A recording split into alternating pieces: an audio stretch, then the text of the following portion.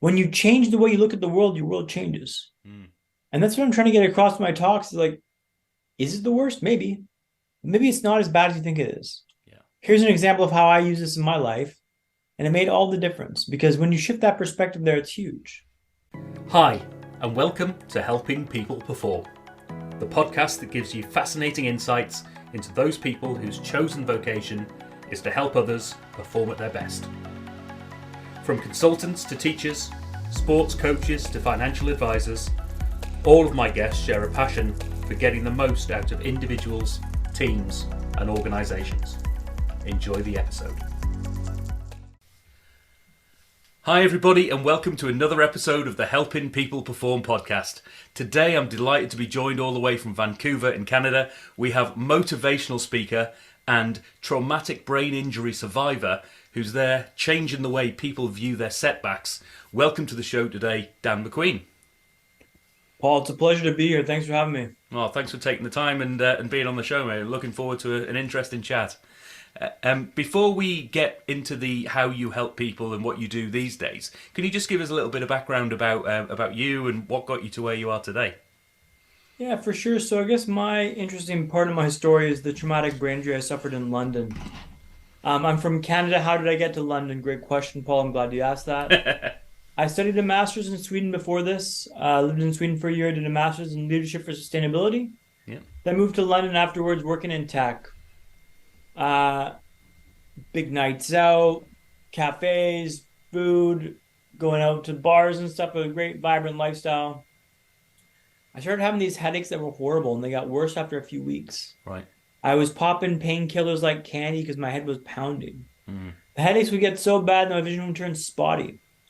And I would see stars, or sometimes it would just go black. Now it's just a black screen. Like I'm on the tube and it just goes black. I'm like, okay, something's wrong here. Wow. I went to A&E, which is accident and emergency for those in North America. You obviously know what that means, Yeah. Paul. Yeah. They thought it was vertigo and they sent me home.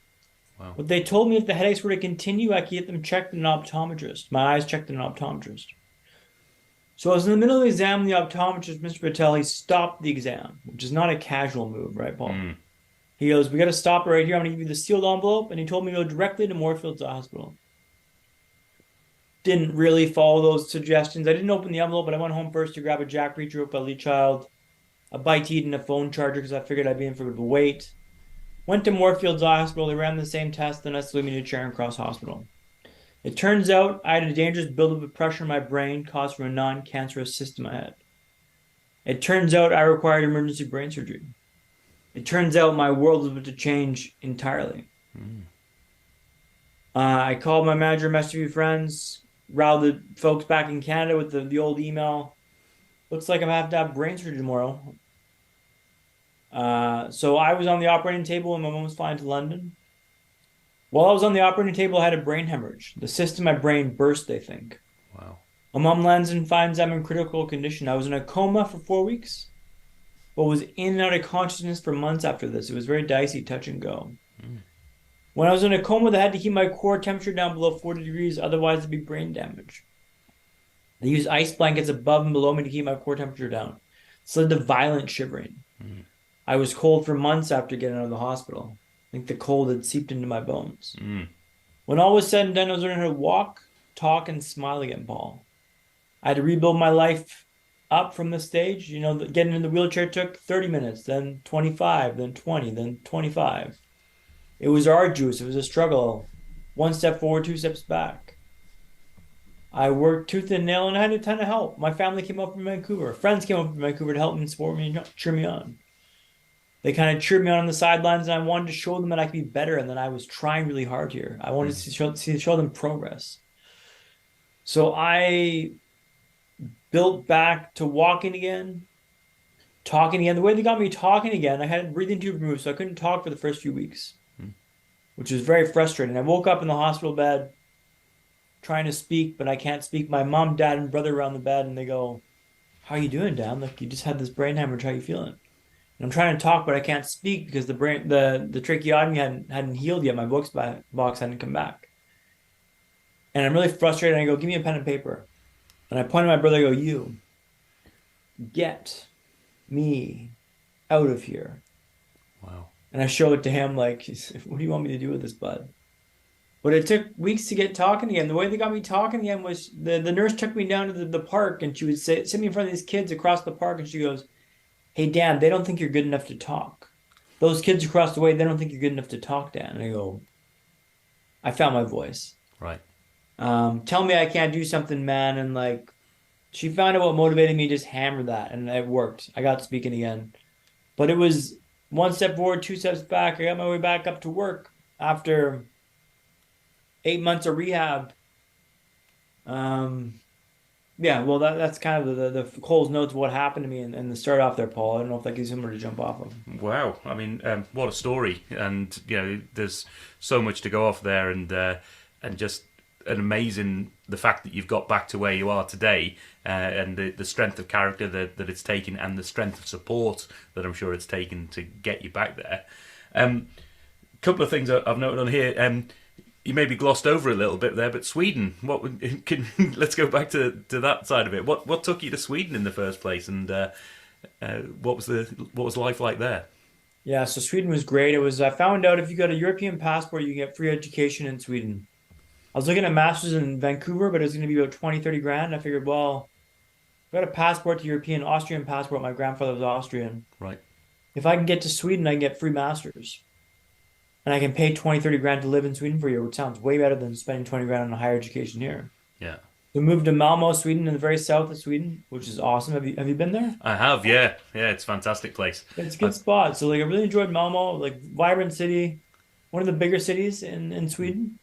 But, lots of good nights out, enjoying the finer things in life. Fika vibes in Sweden, man. Fika yeah. vibes are my vibes. Fika is a Swedish for coffee break and something I really picked up while I lived over there. But Sweden was fantastic. I really enjoyed that. In fact, I was telling this story about Sweden last night to a friend of mine. So they're big in sauna in Sweden, right? Mm. And so I went to the sauna middle of winter. It was like this kind of thing you do, and you go naked in the sauna. I'm like, you go naked? Like, yeah, naked, no swim trunks. I'm like, okay, I feel like I'm gonna walk out naked and everyone's gonna have their bathing suit on. So I walked out sheepishly in the change room. They're all naked. I'm like, okay, good. Thankfully, it's fine. I'm cool with that. If everyone's naked, I'm fine with it being naked, but I don't want to be the only one naked in the bathing suits. They chip away the ice. So you're in the sauna for like 20 minutes, whatever. You're scalding hot, you're scorching. Yeah. They chip away the ice in this big rectangle shape, right? And the idea is you go dunk in the cold water and you go back, run in the sauna and go warm up again. Yeah. So we kind of run into the cold water, down the stairs, bang, bang, bang into the ice cold water, splash. It's freezing. Your breath is taken away. It's so cold. I'm running back up the stairs and this old boy just goes, wait. And you go, excuse me? Wait a minute. Okay. And so your body is so hot, going from so cold, and then equalizing the outside temperature. Mm. So you've got this kind of harmonious place where your body's just tingling with these endorphins flying around. Your body's like tingling. You're warm. You're stark naked in the freezing cold middle of winter. And I was like, oh, I can see why you get behind the sauna. This is pretty cool. Yeah. So I love the sauna vibe there, but it was very fun. Sweden was great. Traveled around Scandinavia, went to Copenhagen, Norway, Sweden, Finland, and Iceland. So all of Scandinavia, all the Nordic countries. Yeah. And really enjoyed life there. It was quite good. I tried to get a job in Copenhagen afterwards, but proved to be difficult. So I moved to London where language was not going to be an issue. Right. And then got a job working in tech for Hootsuite. Right. Started off working in technical support, which was not a skill set for myself. Like I'm not a very technical guy and I'm like resolving issues. Like luckily I had a whole bunch of scripts that I could just follow. Like this problem, try this. Yeah. But I moved into professional services, which is more my vibe, and that's more helping clients post sale. Right. Train them on the platform, send them the platform, send them up for success. But for that period right after they sign, when they're trying to get ramped up for success, it's a great job. I love it because I can kind of call my shots, run training sessions both in person and online, mostly online, to clients in Europe, Middle East, and Africa, EMEA. Right. Which is quite cool because southern Italy is quite different than Saudi Arabia, which is quite different than like Kenya or Cape Town. Like it's quite a different breadth of clientele. Yeah. In Saudi Arabia, we're working with like the CMO of like a $4 billion company on the call. Hmm. And then in like Southern Italy, it's more chill and like it's just quite a big mix of clients you get there, right? Yeah. Oh, wonderful. I mean, brilliant experiences. And yeah, the Scandinavian piece. I've spent time in Sweden and Finland and things like that. And uh, my wife, when we were in New Zealand, actually almost set up a company called Fika. She was introduced to the concept, and yeah, it was just it was nothing to do with Fika itself, but exactly coffee and a chat and chill with your friends and all the rest of it, and yeah, just thought it was a great name for a company as well. Fika um, vibes are my vibes, and I really enjoy that. And like in my old job, I used to put people Fika in people's calendars. right, People that would come to the company like, damn, what the hell's Fika? It's all over your calendar because I would book like probably one a day. yeah, It's like a coffee break. Go for a chat with someone, connect, have a coffee, have a treat. But it's a way of living life that is just beyond the numbers, beyond your like beyond your scope of work. It's like connecting with someone on a real level and having a chat, yeah, going for a walk, experiencing something with them one on one, which is quite I like that a lot. I'm more of a deep than a narrow and deep rather than wide and shallow, if that makes sense. right, yeah, definitely. Oh, and obviously moving to London and having that experience there, and then obviously going through the experience that you did, and having that medical side of things happen to you.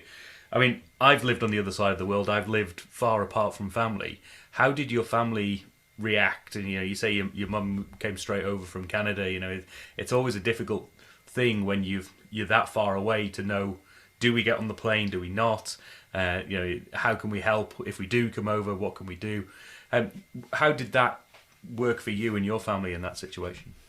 Yeah, well, I was quite lucky. My mom had just retired, so she was on a flight, that day, that Right. night, coming to London, and bless her, like she arrived and found out I was in a coma. So like the worst case scenario had happened. Well, not the worst, but Mm. not a good case had happened during surgery, and she was out there for probably a year helping me get back to work and rehabbing and all this stuff. And my dad came out as well, Yeah. really support me. My brother was in Berlin at the time, so he came over quite often. I had friends come over from Vancouver. And I was really motivated to kind of show them improvement. So they'd come over and I'd be like, Dan, you weren't walking when I came initially, but when I came back from Scotland after 2 weeks, you were walking on the Zimmer frame. And I'm like, yeah, because like I wanted to show you, like, hey, Yeah.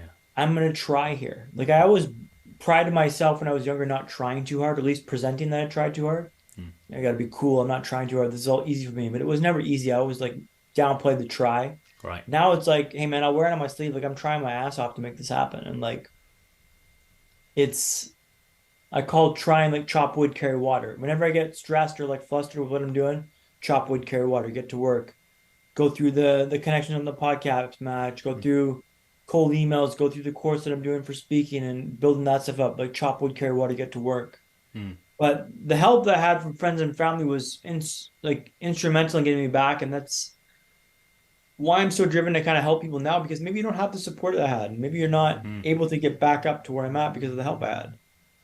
And that's why I'm doing the talking now is to kind of showcase what I've learned because I don't want anyone to have to go through what I went through. Like it Mm. was so difficult and I had so much help. And if I can help mitigate that a little bit for you, even a little bit, give you like a sliver of hope Mm. when you think it's dead to rights, like, hey man, like this is my story, this is where I was at, and look where I'm at now. And Mm. like I was dead to rights, but I'm not now, and like I'm still going. Mm. And it's like that instilling that hope in someone is so rewarding when they say, "Hey man, I gave up on trying this, but after your talk, I'm trying this again." It's like that's something. That's something that I did that I can get behind and feel like I've added value to this world and added hope to their vibe and like just I'm telling you, it's not over. Yeah. It's not over, man. Yeah. Oh, wonderful, and that brings us nicely to the I guess the next question, which is, and you've already touched on some of this, but who do you help and how do you help them? So, who do you tend to work with, and what do you do to help them perform? Yeah, thanks. It's a good question, Paul. So this talk that I give now was initially built for outpatients, so people that have been through my rehab program that were now out of the rehab program, going back to real life and like integrating back into the real world, which is quite an adjustment being in the hospital for a few months. And I designed this talk to showcase like how you can integrate back in the real world. So initially it was done for rehab patients, brain injury survivors, stroke survivors, survivors of any sort of traumatic injury with the head. Mm. It's now morphed into more of like hacks for life and mindsets and perspective for life. I'm giving a talk at the Brain Injury Conference in Vancouver in April, I believe, or May. But that's gonna be specifically for brain injury practitioners, people that help people with brain injuries. Right. My talks now are mostly about like I wouldn't say everyone because not everyone can get value from it, but you have to be open to receiving help and like being open to try new things. Yeah. Because I'm gonna say stuff that's counterintuitive to you, like, "Oh, Dan, I don't meditate or I don't cold shower." It's like, cool. Like, have you tried it? Mm. If you know it's not for you, then it's not for you. Fine, fair. But like, I'm telling you, this is my situation, and now I meditate every day, and now I cold shower every day. Right. Like, these are things that I value, and like, this is why I value them. Mm. If that's not gonna change you, then fine. Hey, everyone's different. Mm. You do you, but like, maybe give it a try. And if you're just saying, no, I'm not going to try this because that's not what I do, it's like, hey, fine, that's not for you. And that's like, I can't speak to you because you've already told me there's no value in what I'm telling you. I'm like telling you, this is my situation. Look where I've climbed up back up to now. So it's like, you got to be open to receive help, and that's who I can help, if that makes sense, Paul. Yeah. Wonderful. And I think that's you've hit a couple of things on the head. Really, one is just being. Sorry, I've just realised that was a very bad bad terminology to use. You've hit the nail on the head. Is what I meant to say. But it's about taking your story and sharing that back to people and helping them. If it connects, it connects. If it doesn't, it doesn't. But all you can do in that situation is to try to put yourself out there and to see where your value can be given and be taken in the world. And I think that's a wonderful thing to do, rather than just sit back and go, "Poor me, I've gone through this. I'm going through it right now." It's just actually, what can I do to take action, to be positive, to be more abundant in the world, to feed back. I think that's a wonderful Well, thing a you're couple of doing. points I want to bring up on this, Paul. Like, the odds of you being a human being, some statisticians think it's 1 in 400 trillion. Right. 400 trillion to 1 for you a chance to have a life on this earth. Mm. You're more likely to win the lottery like 20, 50 times than have a life. And you're going to sit here and complain about your cards that you were dealt? Like, hey, man, yeah, it sucks. It's not fair. It's not fair. You're right. The question you got to ask yourself is, and what? What do you expect to have happen after that? Mm. Well, I should have this. It's not fair. This always happens to me. It's like, okay, and eventually you just spiral out. Like, you run out of options to like to whinge and moan about. But like, I really suffocate that. I call it the pity spiral, and I try to Mm. avoid that as best I can because no good comes from the pity spiral. Mm. No. I'm going to share one story with you, if you don't mind, Paul, about walking in Tune Broadway. Yeah. An example of how I can shift perspectives for like non-traumatic brain injury survivors. Mm. So walking in Tune Broadway, as I'm sure you know, Tune Broadway is a bit of a colorful area. What Yes. they call up and coming, which means a bit dodgy, a bit shifty. Think loud sirens, drugs, gangs, dirty, hectic, busy. It's a full-on experience. Walking with a cane and walking with an eye patch. I'm Bambi on ice. I'm fresh out of a wheelchair. I turn the corner on Newtonian Broadway the first time, immediately get slammed into by someone. Mm. When I stagger back a few feet, someone scurries past me on the right-hand side. Someone had been stabbed on the sidewalk. I'm walking around him. He's looking faded. Mm. This is a pretty wild place to learn how to walk, man. This place sucks to walk. After a whole week of this, I'm thinking, this is the worst place to walk in the world. Can't they see I'm trying here? Mm. Can't they see I'm trying to walk here? And then one day my perspective shifted. Maybe this isn't the worst place to learn to walk in the world. Maybe this is the best place.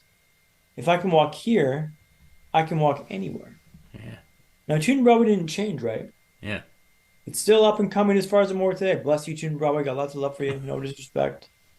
But it went from the worst to the best, and my mind and my mood reflected that. What are you looking at in your life that you're convinced is the worst? Mm. Is it? Maybe it is. But maybe it's not as bad as you think it is. Maybe you can turn down the suck a little bit. Mm. Can you shift that perspective a little bit? Maybe it's not the worst. And that's what I'm trying to tell you is like, this was the worst in my mind until it wasn't, and then became the best. And then I look forward to that. Like, bump into me, crash past me, good, bring it on. If I can walk here, I can walk anywhere. I began looking forward to those walks in Junior Broadway. Bump into me, crash past me, good, bring it on. Like, when you change the way you look at the world, your world changes. Mm. And that's what I'm trying to get across in my talks is like, is it the worst? Maybe. Maybe it's not as bad as you think it is. Yeah. Here's an example of how I use this in my life, and it made all the difference because when you shift that perspective there, it's huge. Maybe that's something you can go off there, Paul. Yeah. It is. I mean, it's such a wonderful thing that to change your frame on something is a deliberate act on your behalf. And so you've got to decide, you've got to make that decision that that's what I want to do, and then just go and do it. You know, it's a, but you've got to decide that in the first place, haven't you? It's like I can't. I know this is a bad situation right now, but if I change my perspective, if I think about this differently, right, I'm going to do that. And I want to come back to the term you used earlier on, which is chop the wood, carry the water. Is it? Chop wood, carry water. Yeah, Chop that's wood. a phrase I use like when I remind myself like I'm a bit stressed, a bit fluttered. Like no, Dan, chop wood, carry water. Like get to work. Put your hands to work and like get to work the process. Like put in the reps. Like go to the gym, exercise, cold shower, meditate. Mm, Go through the email list, go through your pod match stuff, and set up that and put the work in. Like don't fluster about what you can't control. Control what you can control. Chop wood, carry water, and not get flustered about all this other stuff. So it's like a reminder for myself of like whenever I get flustered, just chop wood, carry water, chop wood, carry water, chop wood, carry water. Can I control it? If no, don't worry about it. If yes, actively take steps to resolve it. But like it kind of links into some Stoic philosophy as well. Like, can you yeah. control it? Yes or no? I'm a big Stoic philosopher. Like Ryan Holiday is a big guy I follow these days, and he's quite a powerful speaker about Stoicism and the power that there is there Yeah. with regard to understanding how you view the world Mm, and how much of an impact that can have on your actions and activities. mm. No, I mean, it was a completely different scenario for me. I was going through a redundancy when out in New Zealand. My wife was 6 months pregnant at the time. It was unexpected. I knew a round of redundancies were coming. I didn't see it happening for me. So when it did happen, I did the standard thing and I went home and drank a bottle of wine and felt sorry for myself for that evening. And then the following day, I'm particularly at the time, and I'm still the case now, big into post-it notes. So I was like, right, let's do something. And it's that sort of chop wood, carry water, go to work piece. It's like, what would you say to somebody else? Write it down. What can you control? What can't you control? And that was my first starting point, is what can I control in this situation? Well, I know I can't control the decision as to whether or not I'm going to be made redundant. That's already been made. I can't control how people have perceived me till now. But what can I do? I can control where I go to from here. Do I take this as a positive learning process in my life, or do I take it as a negative beat yourself down piece? You know, it's like these are all things in my control, and as soon as I recognise those, and literally in my case put the things to one side to say I can't control those, so I'm not going to think about them. That for me frees up, and I still go for that practice for myself. It's not always post-its, it's pen and paper or just thought processes, and that element of what can you control, what can't you control, crack on. And if you don't want to take action, you obviously don't want to change. So Yeah, if I could add one piece to that, that's I've got a very similar story myself, Paul. I was made redundant this past summer for my job.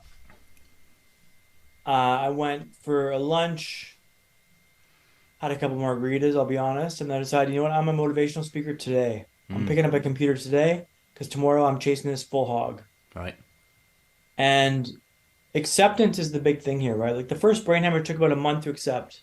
Mm, The second setback that I had took about a week. This job loss took about an afternoon. Mind you, it took about a week for me to like fully settle with my mind, but like I made the choice that afternoon about I'm a speaker tomorrow. right. And the faster you can get to acceptance, the faster you can take steps to rectify it, because wishing something did not happen is not an active way to resolve it. Mm, You're just spinning your tires. You're like, I could have been taking steps this whole time instead of been whinging or whining about this. Take action and make progress. Like it's yours. Take it. oh, wonderful. Couldn't agree more on that front. So, so who helps you these days? Who helps you with your performance and your move into the world of motivational speaking and everything that goes along with it?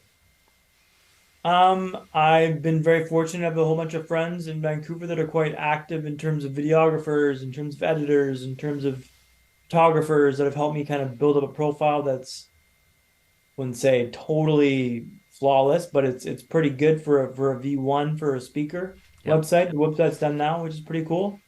It's got my demo reel out there, which is quite a good demo at this stage. I've had lots of help from, I'm a part of an online speaking agency that's kind of helped me get my speaking off the ground, speaking speaker lab, which has been pretty helpful. Yep. I've got friends of mine that work in the space that are part of online bureaus and bureaus that are quite good. That have offered encouragement or potentially prodded me along the way, like maybe you should do it this way, Yeah. you do it that way. And I'm open for feedback and I'm putting it out there. Like I'm stretching out here, man. This is like a full stretch. Mm. I'm walking this tightrope walk, and like everyone can see me walk this tightrope walk. I'm like, can this happen? Um, yeah, I'm walking this tightrope walk, and it's quite stressful, quite open, quite all encompassing, but it's there, it's happening. Yeah. Oh yeah, amazing that you've got all of that support out there, and I think one of these things that's really struck home to me over these last sort of year or two, when I've gone out and been independent, looking to do more of the speaking events and the one-on-one work with clients and things like that, is even if you're just a one-man band in your own game, there is always a team behind you. There's always people who you are leaning on for advice, support, guidance. Be that sort of paid work, to actually build, you help you build up your portfolio or whatever that might be, or just that guidance and support and coaching from friends and colleagues and people.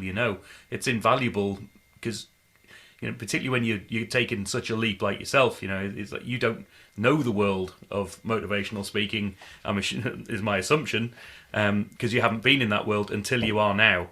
And now that you are, it takes a lot to immerse yourself in it. And I take my hat off to you in terms of going all in. And I think that's the only way to go, really. There's a great clip I saw on Instagram with Lex Friedman talking about this poem, I think from I forget who it's from now, but it's a quote. The poem's about go all the way. It's about if you're gonna do something, go all the way. Don't go half measures. Don't do things half-heartedly. Like do it all full send. And I am full sending this for sure, bud. Like Mm. I'm weighing it out on the line. Like I'm redlining it. I can, I will, I must kind of vibe with this. And it's like I'm not gonna stop until it's successful. I'm just not gonna stop. Brilliant. And well, Dan, how do you instill that? I don't know if you can instill this in other people. I don't know if you can train this in other people. Was I always like this? Maybe. I'm not totally certain. I've never been faced with something like this before, but like I'm pretty stubborn slash pretty determined slash pretty gritty to make this happen. And like, why not, man? Why can't I do this? Yeah. Tell me I can't do something and watch me prove you wrong. Like that nurse from New Zealand getting me speaking again from the hospital. Like they don't think you're good enough to talk to. I'm like, boom, that's a way to get me talking. Yeah. You don't think I can talk? Jog on, bro, jog. Like just yelling this across the park, and like it worked, right? Like that's what works for me, and like find out what works for you and just hammer that. Doesn't matter what it is. Don't judge your motivation. Doesn't matter if it's good or bad, from a dark place, from a positive place. Like whatever it is, hammer it and hammer it again because that's what works. Like don't tinker with like it should come from an altruistic place of helping people service. Like I'm trying to transition my motivation now to service because that more long term, more sustainable. Mm. But if I'd be lying if I told you if someone told me, oh, Dan's doing this or Dan can't do this. It's like cool. Watch me, bruv. Yeah. Because like that's what gets me going, and that's what fires me up inside and gets me going. So it's don't judge the motivation, but just embrace it and harness it if you can. Yeah. Oh, lovely words.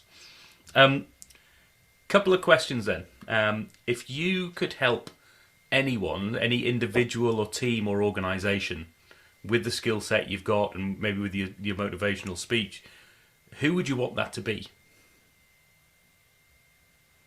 If I could help anyone, who would I want it to be? Mm. I would say like D and I, HR representatives from organizations, get in touch. Yep. I can offer a talk that will offer some perspective to your to your company, to your customers, or to your client employees. Mm. Can't speak as a speaker. Um, that's who I would like to get in touch is because I can offer some perspective that's going to be different and unique for your team. And is the talk worthwhile? 100%. Right. Because you can't get these lessons learned. I paid for these in blood, sweat, and tears, man. Yeah. Like with these hands. Like I walked through the valley of the shadow of death. Like I was so close to the abyss a few times, and I've scaled it back. And now I can show you what really matters. Like this is that right hand turn you think's coming up. That's not a right hand turn you want to take, man. Go around the corner. That's a fake. That's a honeypot. Right. Avoid that. That's a fake. That's a false flag right there. Hmm. Like that's I want to kind of instill and get in with these organizations that want to improve their people and change their perspective because I can do that for you. Yeah. I can show you what really matters when you're flat out counting for your next one. So I don't know if that answers your question there, Paul, but it's Yeah, I mean, I think that there's a load of people out there who would, I'm sure would benefit massively from just taking the time to listen to your story and reflect. And I think that's a big part of any of these endeavours is actually just listen, put yourself out there, be open to what other people have got to say. And if it doesn't hit home for you, it doesn't hit home for you. But you've got some amazing lessons and some amazing stories in there that I'm sure would be of huge value to any organisation, really. So, let me flip the question around a little bit then and say, if you were able to sit down, maybe have a bit of fika time with somebody and learn from them, who would you want that to be? big into podcasts right now, so I'd probably ask like Tim Ferriss or like Chase Jarvis or Gary Vee or Joe Rogan, like one of these guys, and pick their brain on like how they go about gaining new skills and knowledge and connecting with people because that's what it is. It's who you know Hmm. more so than what you know. How do you make these connectors and build these relationships and add value there? That's kind of what I want to see is like how to add value. Yeah. Um, as a matter of fact, I'd like to ask you a question too, if that's okay with you. Yeah, you go for it. That was a great time.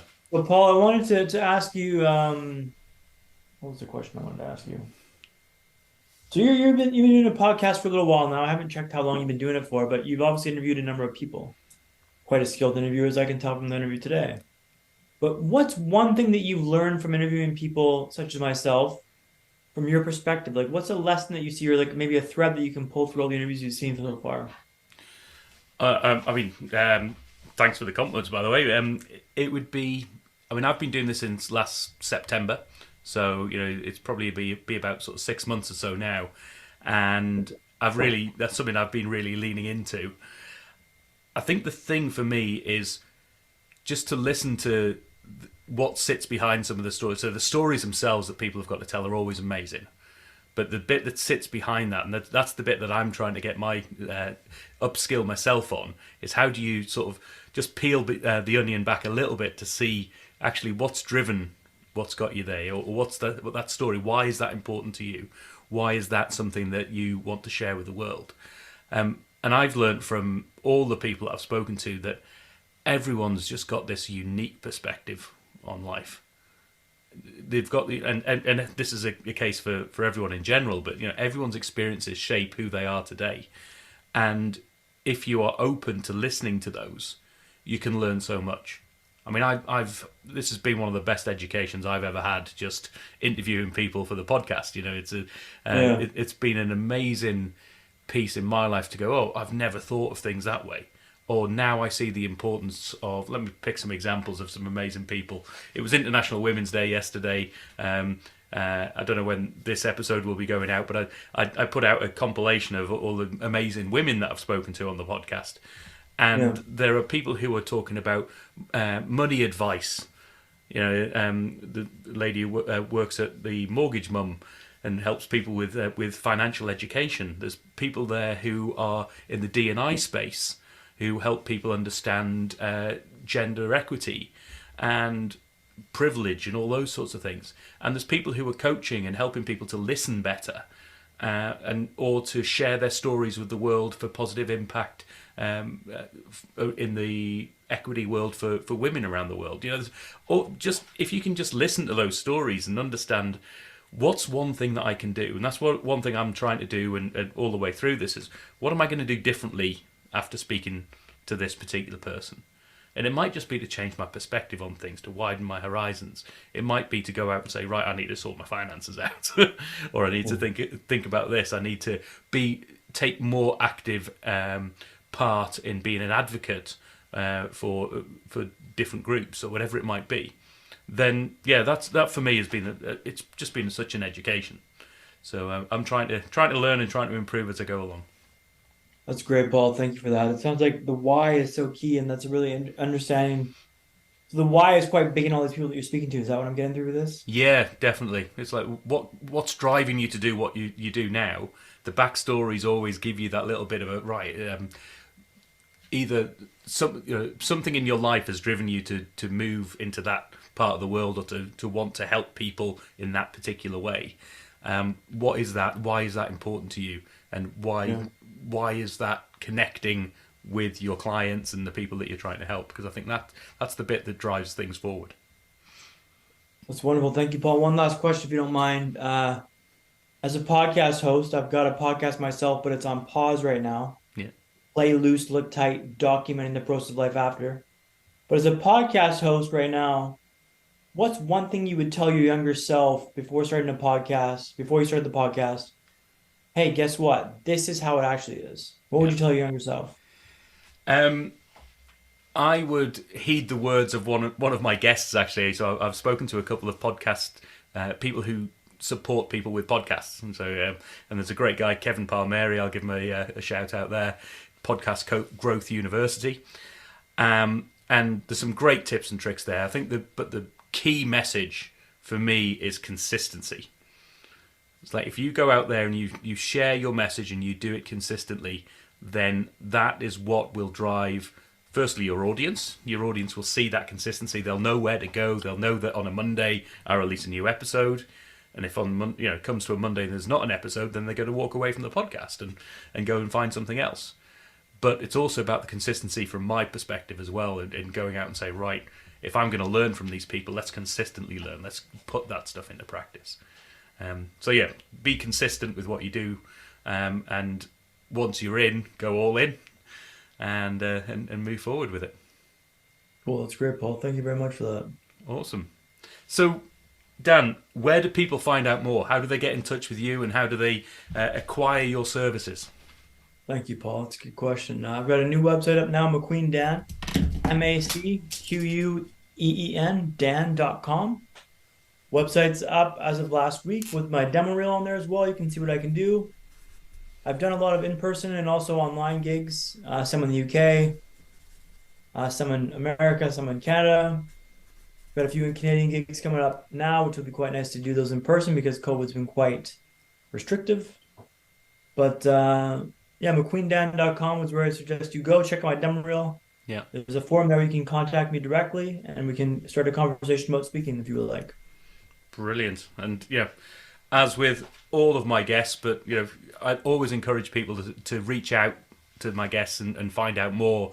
It's one thing that I've learned along the way as well, is that when people say to put it out in the open and say, contact me, get in touch, they actually mean it. It's not just a bit that says, I need to say this for marketing purposes. Everyone that I speak to who says, reach out to me, drop me a line, they actually mean it. So encourage people to go out and get in touch with Dan, get him along to one of your speaking gigs, and I'm sure you won't regret it because there's some amazing lessons to be learnt there. So, Dan, really appreciated your time, mate, today, and love your energy, and I love your story and love what you're doing. So keep it up, and thanks for being a great guest today. Cheers. Thanks so much for the time, Paul. Appreciate you. Cheers. Thanks for listening to today's episode. If you liked what you heard, then please give the podcast a rate, review, and share. I'm Paul Teasdale, and from sausage making to banking, oil and gas to Formula One, I help people perform. If you'd like to find out more and have a conversation, contact me via helpingpeopleperform.com.